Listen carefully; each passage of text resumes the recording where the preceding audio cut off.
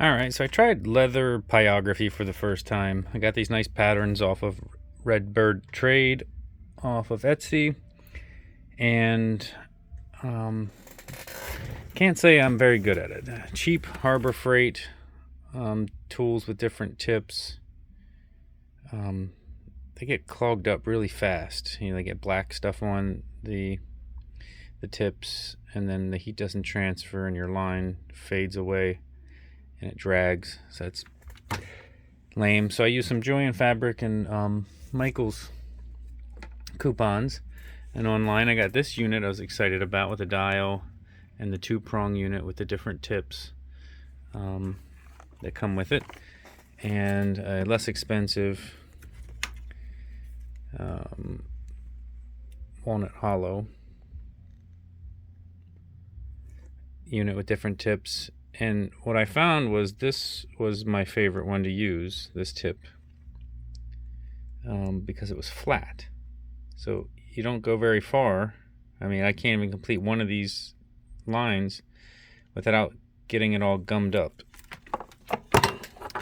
Now, I tried many different heat settings, and maybe I'm just impatient to do all the lines, but I didn't go the whole way to the hottest, maybe between the last two colors. But I did test it out on some sample pieces. I even tried the flesh side of some pieces to see if that cleaned the tip off. But what I would do is every once in a while hit the soldering sponge,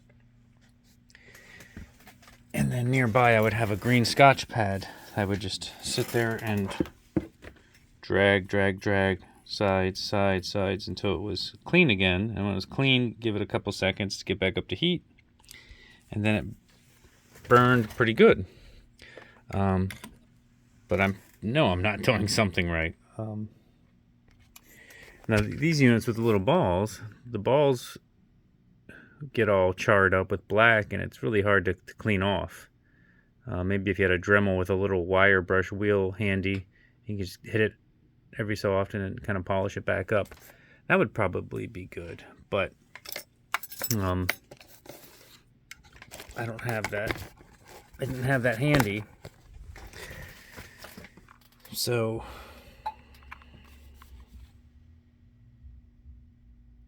now these were a little deeply burned, and so when I wet the inside to get, help water shape it a little bit, a lot of the burns are cracking open. I have to touch them up. But if you have some tips with pyrography, please share them. I don't know how in the world you keep your tips clean. Just use plain veg tan leather. Did not add neat's foot oil or water or anything before trying to burn. So this is my first attempt, and takes a really long time. I think I'd rather just tool and dye and antique. The burning is sort of a hassle. I mean, it does kind of look good. It's supposed to be wood looking crap here, but in person it's much more orange and tigery, sort of.